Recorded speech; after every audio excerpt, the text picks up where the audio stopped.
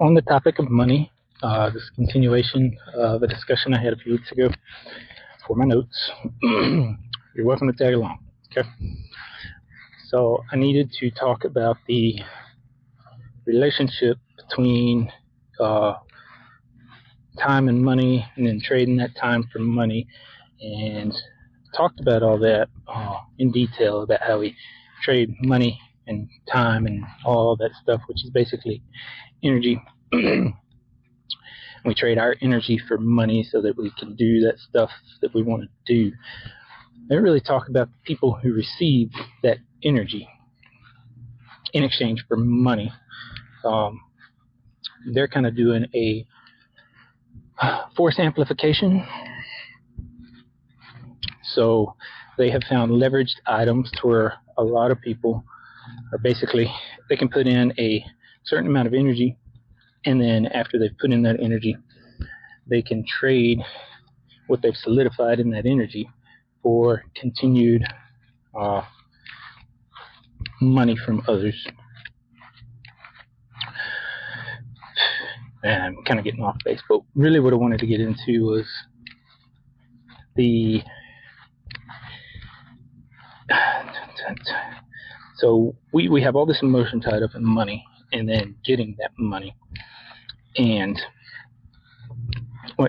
two things I'm going to cover: all the emotion tied up in money and getting money, and the people that are successful with money have found a way to shed a part of that emotion, or to some extent what they have that most people do not is the ability to stop doing something that's not working, and they're able to adapt to that really quickly. So it's usually, you know that something's not going to work, but you're already attached to the idea, so then you tend to you're more in love with the idea than the idea of making money. And that's that. Or maybe you're more in love with the idea. I'm more in love with the idea of being right. So I can't get over not being right, and that leads us to stay in things longer than we should, because we don't want to be wrong. Because being wrong is a deeply rooted psychological fear, and if we're wrong for the group, we end up not being in the group. Wrong enough times, but that's not really true. If we look back at it, like, those who love us regardless, unless we do, like, completely, like, really messed up stuff. Being wrong is not one of those really messed up stuff, unless of course you're wrong about, like, super serious things. But we're talking about money and exchanging time for money and energy and all that stuff. So unless you're just gambling problems, I guess. But if we're talking about a business sense, like, yeah, you give it, they're still going to let you be in part of the group, most likely. Unless you, like, spend all their money, then that's a problem. But I don't even know if I addressed the first thing properly, but the main thing I'm going for is with the goal setting. So, like, setting the goal for money, what I've realized is there are people who have learned that teaching people how to make money is profitable, and it's part of their continuation with what they do. Now, I'd be real careful, because a lot of people end up teaching old strategies that are outdated. They've switched to teaching those strategies because it's easier to teach than it is to do what they're teaching. Because if they're making the money that they said they were making, if they're making the money they said they're making, then why are they teaching? And I want to say there's a few people that teach out of the goodness of their heart, but or there is a strategy behind it. I'm thinking of a few influencers that have a strategy for why they're teaching. But for the most part, there's a lot of people putting courses out there they're putting courses out about stuff they've done because they're tired of doing what they do. Simple as that. How do I know that? I thought about doing that. I do a lot of troubleshooting, and I like troubleshooting. I don't like troubleshooting at the whim of whenever anybody wants me to troubleshoot. So I've been looking for pathways to get out of that troubleshooting, and one of those pathways I looked at was teaching how to troubleshoot, that is a very tough subject to teach, turns out. Um, for a lot of reasons. Maybe I'll talk on that sometime in detail. But anyway, that's sidetracking from what I'm trying to say. The people exchange the people that are making money have convinced themselves that that's what they want, and then we see what we think they have, and then we convince ourselves that we want to do that to get what they have.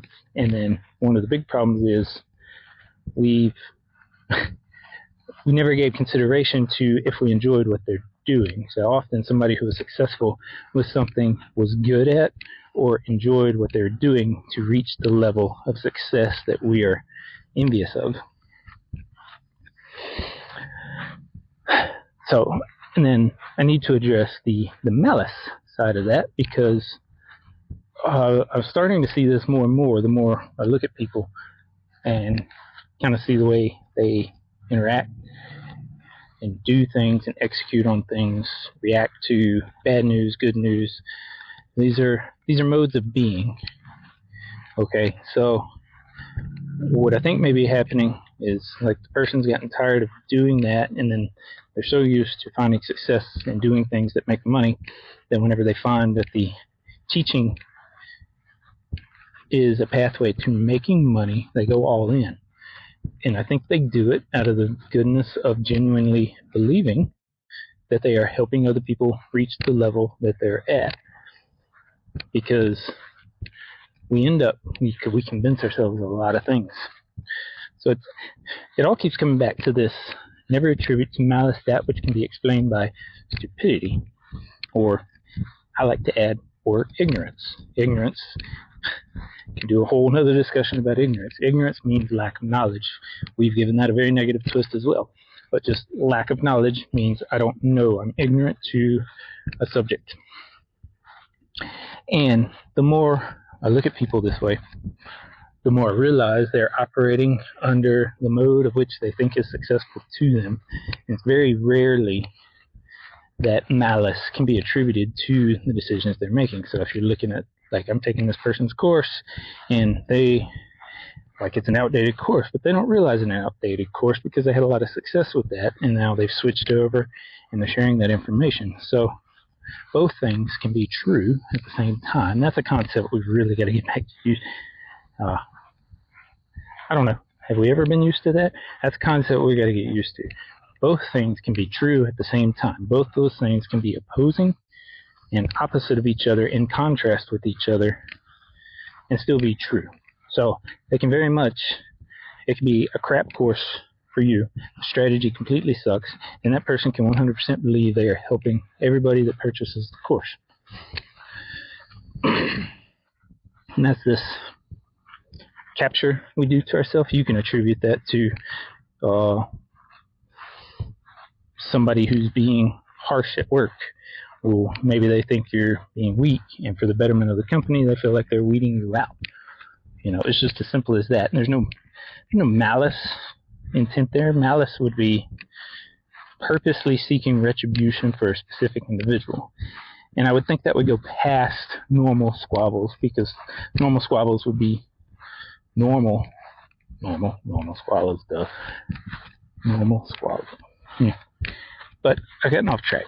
Anyway, I just wanted to examine the exchanging time for money relationship, those who are on the other side of that, giving out this stuff. Like, I think a lot of them truly believe they are genuinely